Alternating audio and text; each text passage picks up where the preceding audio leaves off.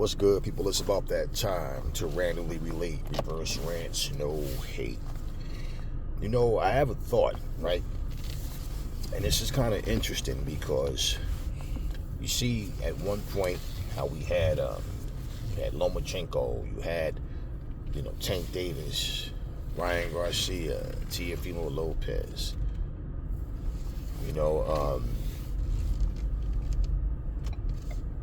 Raleigh was there too. Raleigh was there, but I'm saying you had these guys there, and Devin Haney, and just like that, these guys, we got Tank versus Ryan, and we didn't get Devin and Ryan until they went up to 140, but. Here's a thought. Frank Martin is fighting Tank Davis. What if Frank Martin actually beats Tank Davis? What if he does? We're talking about instantly changing of the guards. Now, does Frank Martin take Tank's popularity and become the next, big superstar? I guess it will determine how he does it on top of that. When you become a fan favorite, it's like, okay, he beat him, but rematch. Let's see what happens, right? Doesn't mean you automatically take that person's popularity. It doesn't mean that. But let's say he beats him. Now, let's say there's a rematch, okay, and he beats him. Again, what does that do for Tank Davis? Think about it, right? Because you don't stay on the top forever, and it's very easy to lose your spot. If he beats Frank Martin, and he knocks him out, right? Beats him, just go there and knocks him out. That's not going to warrant a rematch. Now you look at who's at 135. Pitbull Cruz then went up in weight. Raleigh Romero then went up in weight, right? He's beat both of them. But check what I'm saying. What if he beats him? Now, you got Keyshawn Davis. I'm thinking about who would be next for Tank Davis if he wins. Because, think about it. If you look at who's who at 135, Keyshawn Davis don't have that many fights yet. But on the other hand, Terrence Crawford is about to fight a guy that has only 11 pro fights. So what I'm looking at is, aside from Keyshawn Davis and Shakur Stevenson, there are no super fights there. I don't see Tank Davis versus Keyshawn as a super fight. Tank versus Shakur. Shakur's been doing a lot of talking and making a lot of excuses, and he has yet to get back in the ring after that last performance that he had. With people are now looking at Shakur like, man, he's a hype job. Now we just saw what happened with Devin and Ryan. I don't see Devin as no hype job. He just got his ass whooped, plain and simple. So the thing is, as long as Tank Davis is the man, he's a big fish in a small pond.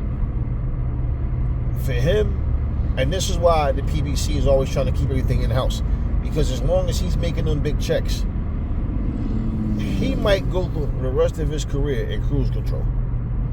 Let's be real. Because if you think about it, you heard Gary Russell constantly talking about he's going to go up and he's going to do this and that, yet he won't do it. Gary Russell versus Tank Davis also isn't a super fight because he already has some losses, and he's yet to avenge. Lomachenko is still there at 135. Okay.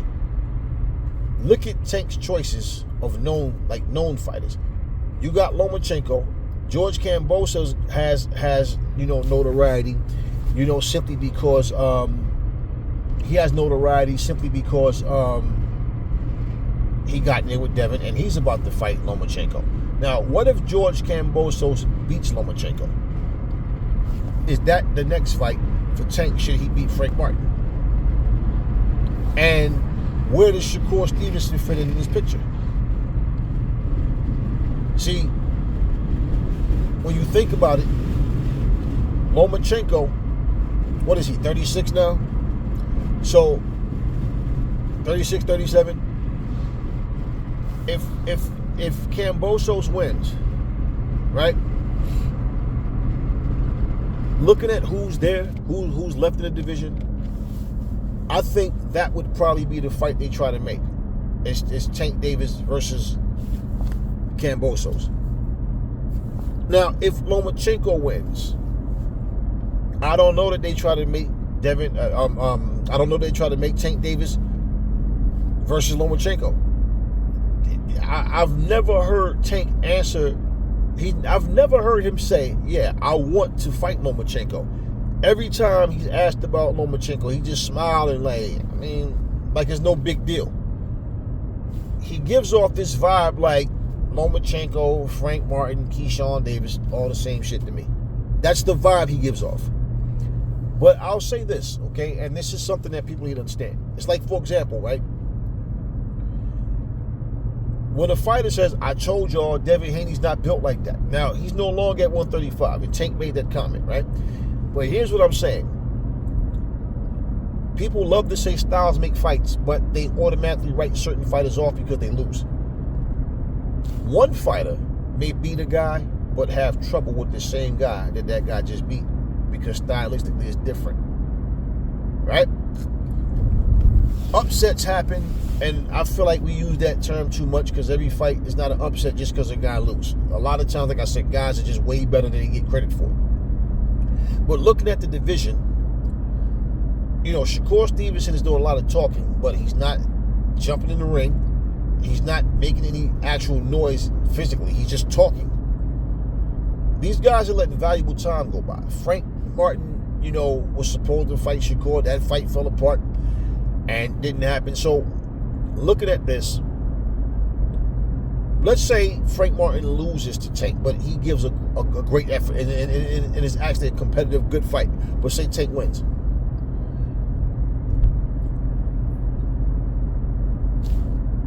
When these guys get to the point where they fight the top guy, and let's say nothing's really going on, because I don't know, does he end up fighting Shakur? Like, what happens? Does him and Keyshawn fight? But what if those two go up to 140?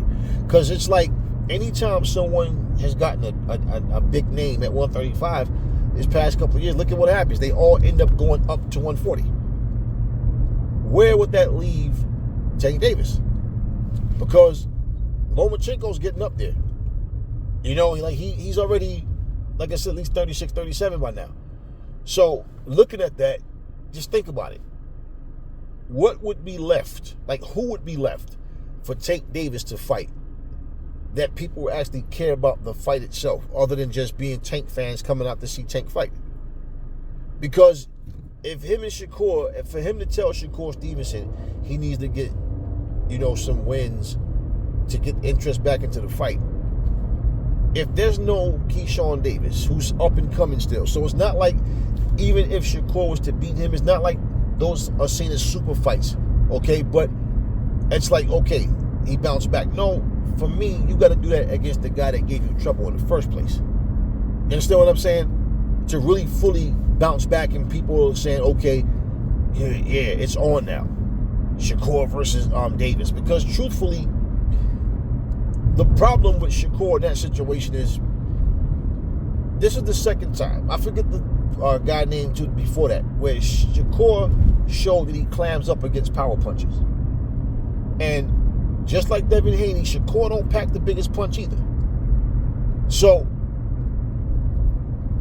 people that was talking about, you see how things change. People was talking all of this, the only person that could beat Tank is Shakur.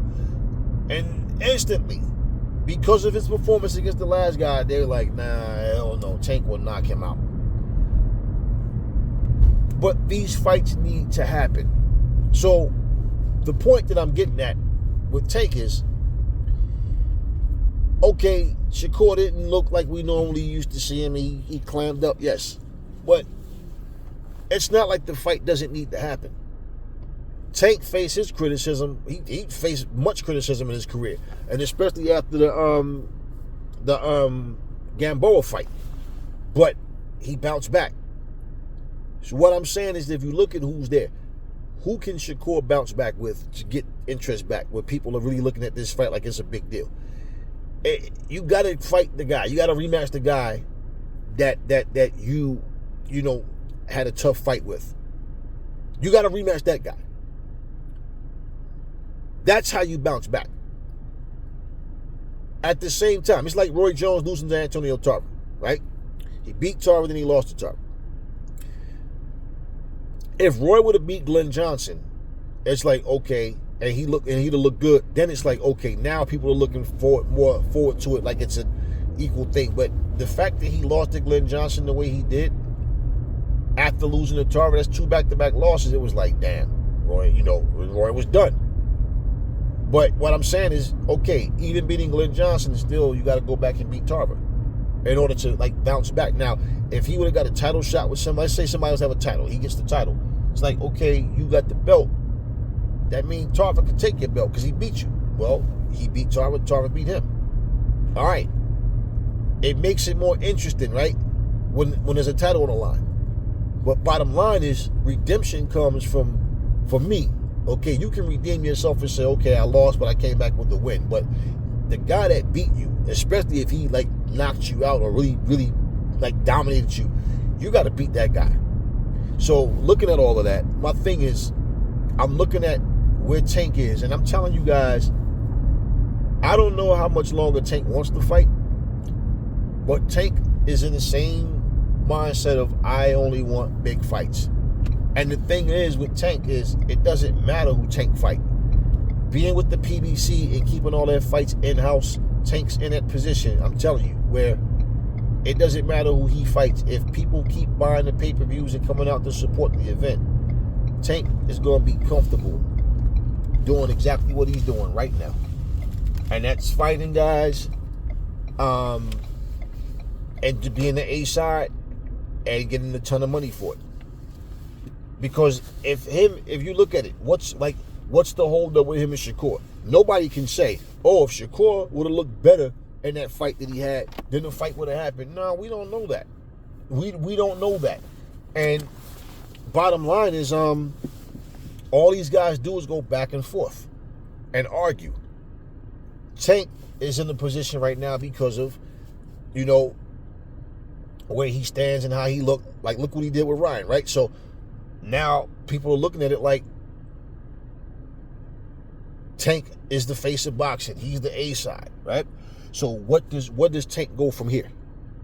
It does. People not thinking like, where does he go from here? They're looking at it like nobody can beat Tank. So this is what I'm saying. Let's say if Tank beat Frank Martin. Now let's say he fights Keyshawn Davis after that and beats Keyshawn Davis.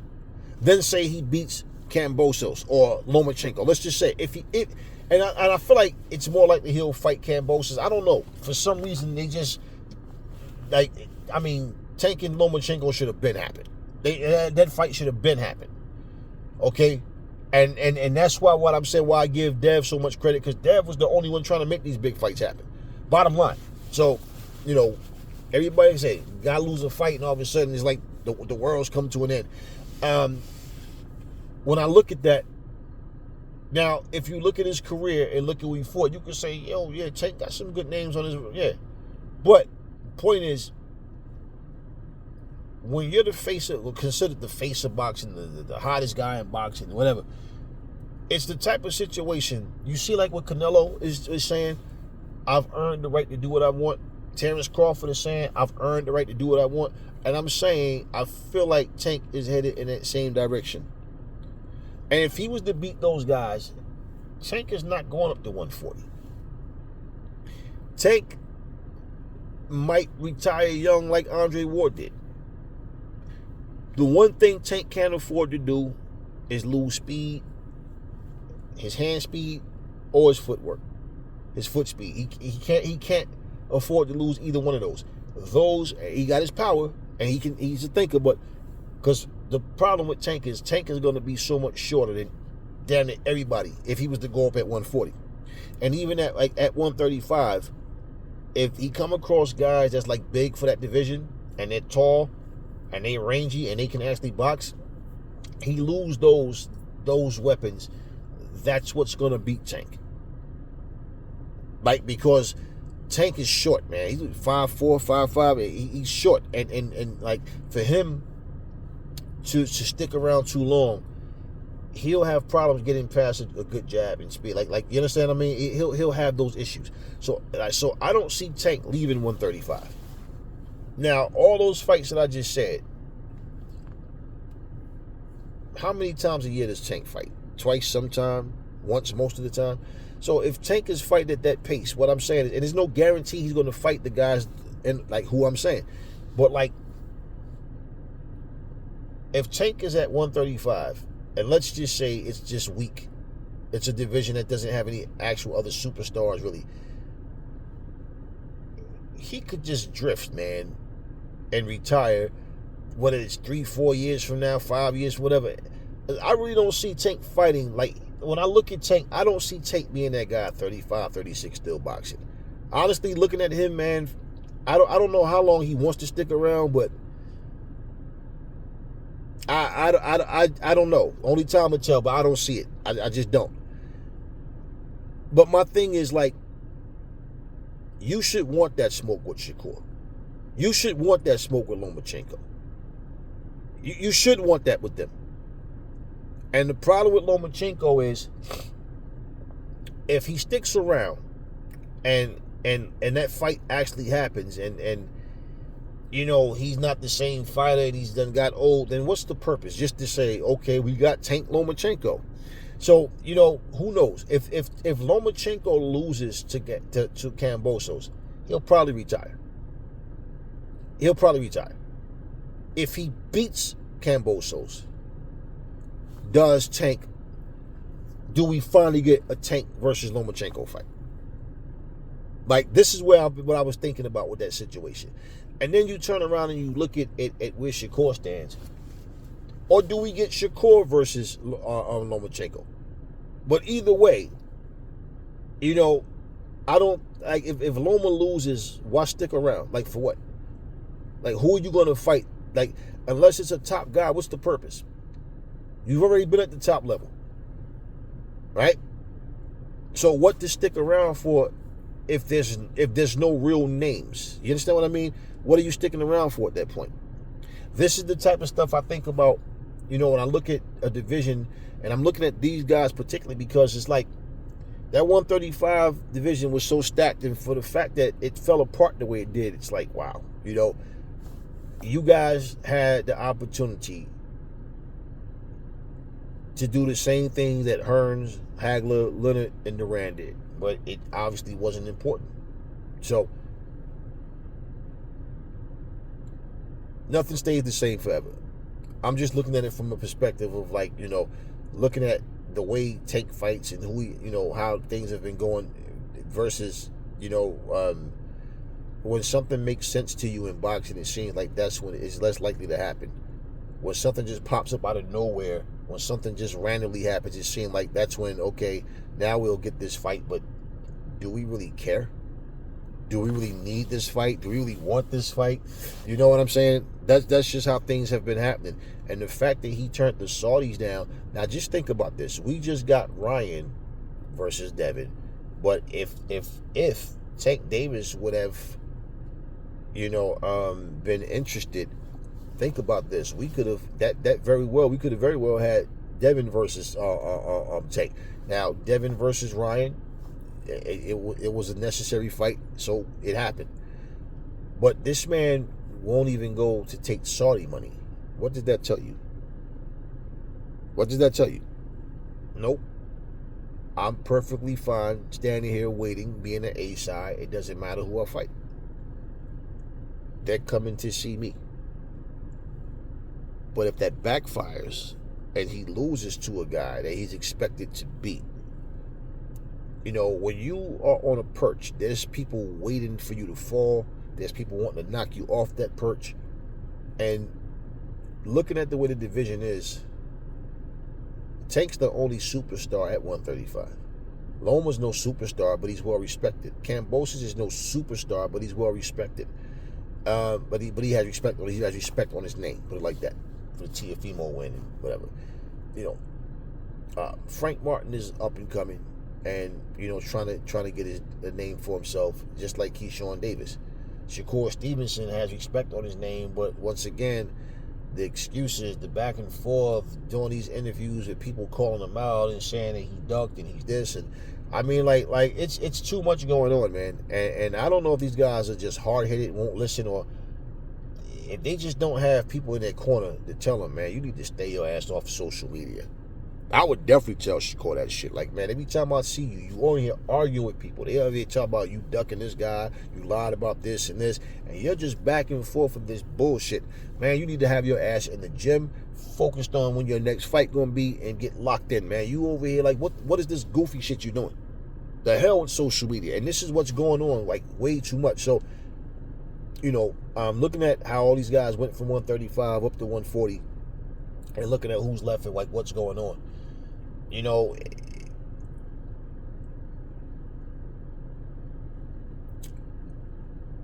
If Frank Martin actually beats Tank Davis,